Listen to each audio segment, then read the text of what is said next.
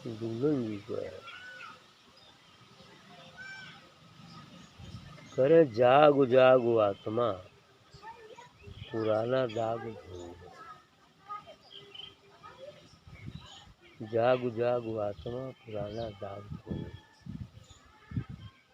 यही बात है, संतों का यही काम है।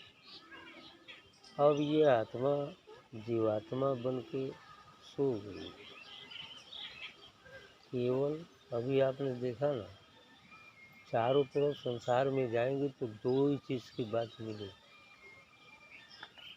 जब ही संत सदगुरु का दरबार छोड़ेंगे, बाहर जाएंगे तो दो बात केवल है, काम और कांचन। काम का मतलब स्त्री से जोड़ लीजिए, कांचन का मतलब धन दौलत से जोड़ लीजिए, पैसा रुपया संपत्ति। ये दो बात के अलावा और बात नहीं मिलेगी, यही मिलेगा। तो इसलिए कहते हैं कि जागो जागो आत्मा। अब संतों का कहना है कि आत्मा जग जाओ, सोई पड़ी हो, जग जाओ। और जग कर करना क्या है, पुराना दाग जो है धो डालो, तभी जगोगे। पहले तो पुराना दाग धोना पड़ेगा, तब जागना संभव है। अभी पहले जग के पुराना दाग ये है कि जब शुरू में उधर चल देना भी एक जागरण होता है, जिसमें कुछ लोग साथ भी हों तो अच्छा होता है, चलने में सहायता मिलती। लेकिन जाना तो अकेला ही है। जब मंजिल के नज़दीक पहुँचेंगे तो कोई साथ काम नहीं देगा, जाना अकेला ही पड़ेगा। परमात्मा से मिलने के लिए भी अकेला ही जाना पड़ेगा ना, यानी आत्मा ही जाएगी। साथ में जो साधक होते हैं या बहुत लोगों की कंपनी होती है तो वो भी कोई साथ नहीं जाता, लेकिन शुरुआत के लिए एक संघ का होना, एक माहौल का होना आवश्यक है ना। इससे क्या होता है कि हमको बल मिलता है कि नहीं, साथ है लोगों का। लेकिन चलना सबको अकेले अकेले है, ठीक। जो अंतर यात्रा है वो अकेले की यात्रा है। इसमें अकेले ही अब अपने श्रद्धा विश्वास कितना है सदगुरु में, उसके आधार पर उसकी यात्रा शुरू होती है और चलती है। तो यही इनका कहना है कि पुराना दाग धोओगे, यानी जो हमारे आत्मा पर गिलाफ पड़ गया है, आवरण पड़ गया है पिछले जन्मों के पाप और पुण्यों का, उसे धोना है। और उसी धोने के लिए ये साधना सत्संग बताया गया कि उसे धो। कर्म दूर करू कीच काम खोर। कह रहे कि जो भी कर्म है उसे दूर कर दो। कर्म जो बोया है, जो प्रारब्ध में मिला है, प्लस जो अभी संचित में पड़ा है, उन सभी कर्मों को धोना पड़ेगा। और कीच काम खोर, और जो काम रूपी कीचड़ है इसको भी बिल्कुल साफ कर देना पड़ेगा। यह काम जो है कीचड़ है, जो आवृत कर रखा है आत्मा, इसलिए इसको भी खो दो। अपनी सुधि भूल गई और की क्या टोरे। तो तुम आपन सुधि तो तुम भूल गए, तुम कौन हो, क्यों आए हो मनुष्य धारण करके, इसका पता नहीं है। अपनी सुध भूल गई और की क्या टोर है, दूसरी को क्या टोर है, तो दूसरी की क्यों खोज रहे, दूसरी की सुध क्यों कर रहे। हर व्यक्ति तो यहाँ दूसरे ही सुध में है, कोई धन की सुध में है, कोई काम की सुध में है, कोई मान प्रतिष्ठा की सुध में है। ये सब तमाम सुध ही है। और इस सुध के चलते व्यक्ति अपने स्वरूप को भूल गया है, अपने आत्मा को भूल गया है। और ये सब जो भी शुद्ध करता है वह मात्र शरीर और मन के लिए होता है। इससे शरीर और मन को कुछ शांति मिलता है, कुछ आनंद मिलता है, लेकिन यदि मालिक की इच्छा नहीं है तो सब कुछ होते हुए भी शांति नहीं है। क्योंकि यदि हमारे बुरे कर्म जब होते हैं तो अब बीमारी पकड़ लिया है तो जठर रात को नींद नहीं आ रही है तो क्या ये बढ़िया महल, सुंदर बिस्तरा और धन दौलत ये काम आएगा? नहीं आएगा। कोई आनंद दे सकता है? नहीं दे सकता। आगे थाली में खाना रखा है वो भी नहीं खा पाएगा, है ना?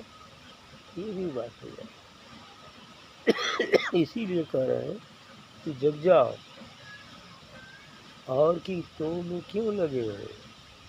ठीक है, जहाँ तक कुछ ज़रूरी है कर लो, लेकिन असली तो अपने स्वरूप को जानने और पहचानने की है।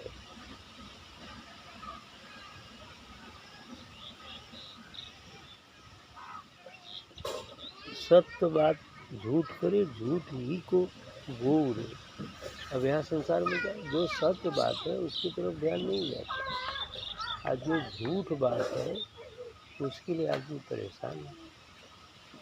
इस संसार में जो इन आँखों से दिखता है सब झूठ है। इस संसार में जो इन आँखों से दिखता है वो सब झूठा है, और जो विवेक से दिखता है वही सत्य है। अब हम इस आँख से देखते हैं कि वृक्ष है, तो जो वृक्ष देख रहे हैं ये ठीक है, वृक्ष है, लेकिन ये झूठा भी है, क्योंकि जो दिखता है वो नष्ट होता है, तो झूठा ही हुआ। लेकिन इसके अंदर कौन सी ऊर्जा है, कौन सी शक्ति है, वो सत्य है, क्योंकि उसका किसी काल में नाश नहीं होता। लेकिन इसका नाश हो जाए, गिरेगा, सूखेगा, जलौना बनेगा, आग में जाएगा, मिट्टी में मिलेगा, काम खत्म हो जाएगा। लेकिन इसमें जो तत्व है, ऊर्जा है, ऊर्जा का कभी नाश नहीं होता है ना? केवल रूपांतरण हो जाता है उसमें।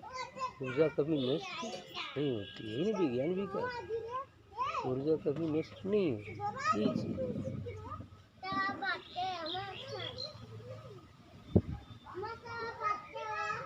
सब रोग। यह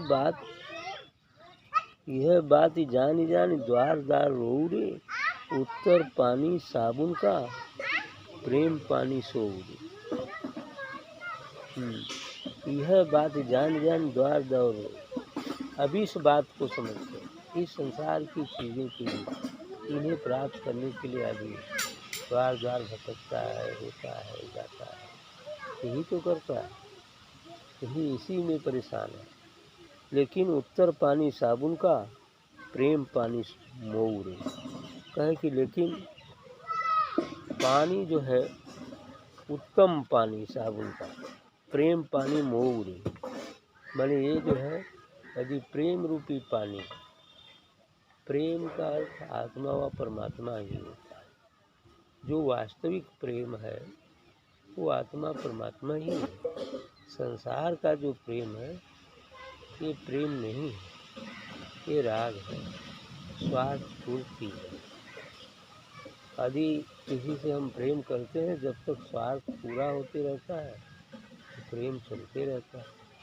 यदि स्वार्थ जिस स्टेज में कभी यदि कट जाए, या कोई घटना ऐसी घटित हो जाए जो हमें प्रिय न हो, तो तुरंत हम उसे परित्याग कर देते हैं। क्योंकि संसार के प्रेम में जहाँ प्रेम है तो घृणा भी उसके साथ ही साथ है।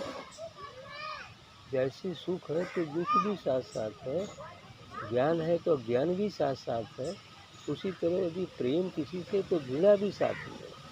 यदि कोई आचरण किसी से कुछ गलती हुआ, कमी मुझे वो घृणा शुरू हो जाए, पीछे में लगी है घृणा शुरू हो जाएगी, नफरत हो जाएगा, नफरत हो जाएगा तो परित्याग कर देगा। यही बात है, यही चीज़ होता है। इसलिए इसको प्रेम नहीं कहते।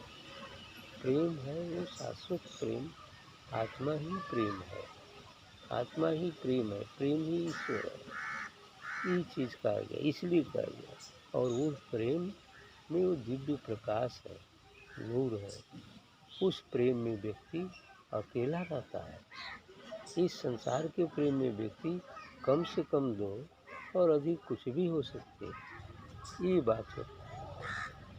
तो इस तरह की बात कि उत्तर पानी साबुन का, प्रेम पानी में, इस प्रेम के पानी में यदि अपने को ढालते हो, अपने को धोते हो, दिव्य प्रकाश में अपने को नहलाते हो, तो जो मैल है वो दूर हो जाएगी। अर्थात आत्मा पर जो पाप और पुण्यों का गिलास चढ़ा है वो दूर हो जाएगा। तो लाख दाग धोई डारू, वाह वाह हो रे। कहत हूँ कि तो जौन दागी लगल है ये प्रेम के पानी से, दिव्य पानी से, सत्संग गंगा में स्नान करो, सत्य की साबुन लगाकर, उस दिव्य प्रकाश की साबुन लगाकर हृदय पर यदि हम मालिश करेंगे तो ये गंदगी दूर हो जाएगी।